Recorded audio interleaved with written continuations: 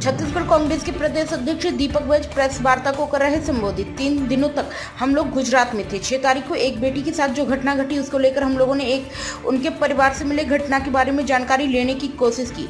6 साल की बच्ची के साथ घटना घटा है। 6 साल की बच्ची के साथ जो घटना घटा है ये कोई निर्भया कांड से कम नहीं है। उस बच्ची के साथ बर्बरता की गई है। बच्चे को सिगरेट से जलाया गया। शरीर का कोई ऐसा हिस्सा नहीं बचा जहां सिगरेट से जलाया नहीं गया हो।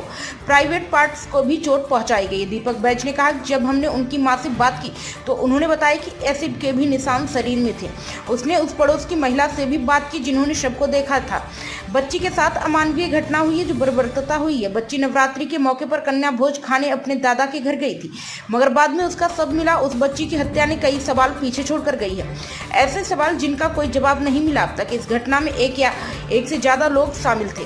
परिवार वाले लगातार आरोप लगा रहे हैं कि उसके चाचा इस घटना में नहीं हो सकते। वह उस बच्ची से बहुत प्यार करते थे। परिवार वालों से मुलाकात करने के बाद हमें परिवार ने कहा कि पुलिस हमें जबरन फंसा रही है। इस घटना में एक या एक से अधिक लोग शामिल होने की आशंका है।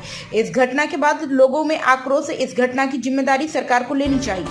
अपराधियों में कानून का कोई डर नहीं। गृह मंत्री जिम्मेदारी से बच रहे हैं। गृह मंत्री को इस्तीफा दे देना चाहिए। इस घटना के लिए कांग्रेस उस परिवार के साथ खड़ा हुआ है। 18 अप्रैल से कांग्रेस दुर्ग में बच्ची के साथ हुई घटना को लेकर न्याय यात्रा करेगी। 3 दिनों तक छत्तीसगढ़ में कांग्रेस पदयात्रा 21 अप्रैल को कांग्रेस सीएम हाउस का घेराव करेगी।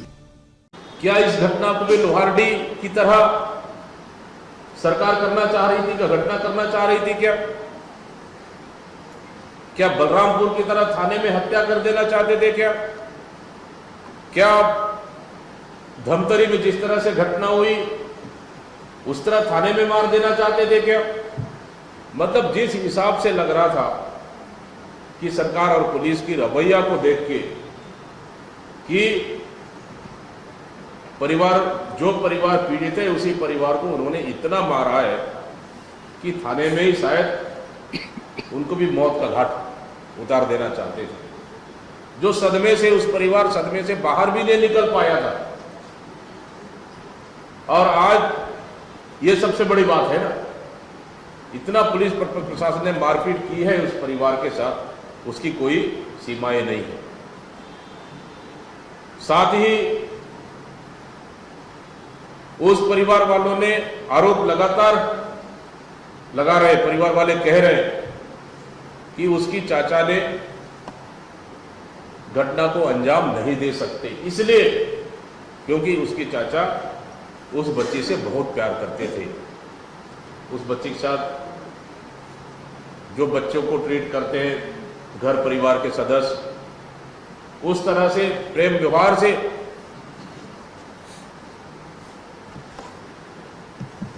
मतलब परिवार में एक सदस्य के रूप में रहते थे। इसलिए परिवार वालों लगातार इस बात को उठा रहे कि उसके चाचा नहीं हो सकते इस घटना में। और पुलिस मार पीट कर उसको जबरन का अपराधी घोषित कर रही है, ये परिवार वालों का आरोप है। और परिवार वालों का कहना है कि इस घटना में कोई एक व्यक्ति नहीं है, एक से अधिक व्यक्ति शामिल हैं, जो आज तक मुझे लगता है अभी तक पुलिस तह तक नहीं पहुंच पाई है। इसलिए उस परिवार चाहती है कि पुलिस प्रशासन पे भरोसा नहीं है और इस मामले को सीबीआई जांच कराना चाहिए। ये परिवार वाले लगातार मांग कर रहे हैं। हाँ, लेकिन जो भी दोषी हो, चाहे परिवार का कोई सदस्य हो या फिर कोई बाहर का कोई सदस्य हो, अगर कोई जिम्मेदार है, दोषी है, उसको कड़ी से कड़ी कार्रवाई होना चाहिए। ये परिवार लगातार मांग कर रहे हैं। और जिस तरह से घटना होने के बाद कार में तोड़फोड़ हुई, घर में भी हानि पहुंचाए, आक्रोशित भीड़, आक्रोशित लोगों ने शासन और प्रशासन की रवैया को देखते हुए लगभग कितने लोग अरेस्ट किए? लगभग 8 से अधिक लोगों को अरेस्ट किए और एक को तो पैर तक तोड़ दिए पुलिस प्रशासन ने। और जबकि उनका कहना है, परिवार की उनकी वाइफ से मेरी चर्चा हुई, उनका वाइफ कहना है कि जब वो घटना के वक्त था भी नहीं और उसका पैर तक तोड़ दिया। क्या ये घटना भी लोहारडी की तरह ही दोहराना चाहती है सरकार अपनी नाकामियों को छिपाने के लिए? कई ऐसे लोगों को पुलिस उठा कर ले गई और जेल भेज दी, उनके साथ बर्बरतापूर्वक मारपीट की। इससे पहले उदाहरण हम लोगों ने लोहारडी में देख चुके हैं, जहां सरकार ने स्वीकार किया है कि ये लोग जांच के बाद ये लोग इस घटने में शामिल नहीं थे। क्या यहां भी वही दोहराने वाली है सरकार?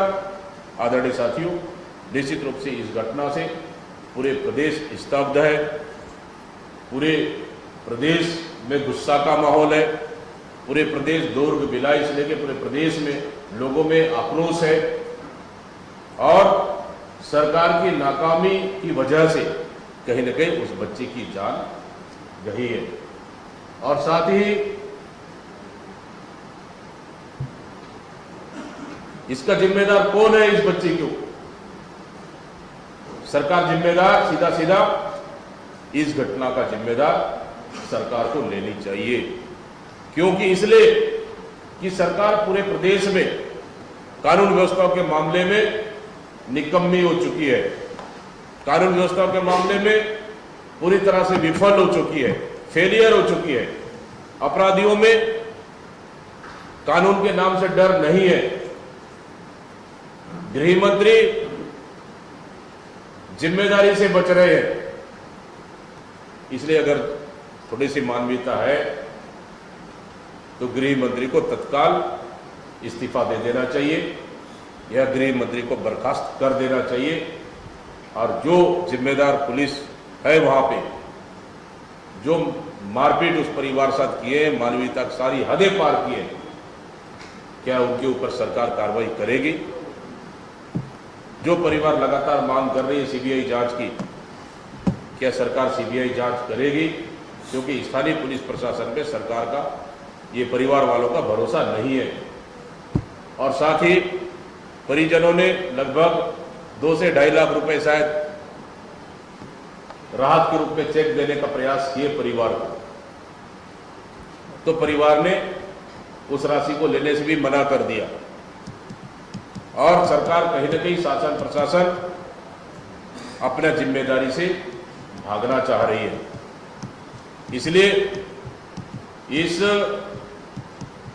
दुर्ग की निर्भया, कहना चाहिए दुर्ग की निर्भया छत्तीसगढ़ की बेटी के लिए निश्चित रूप से कांग्रेस गंभीर है।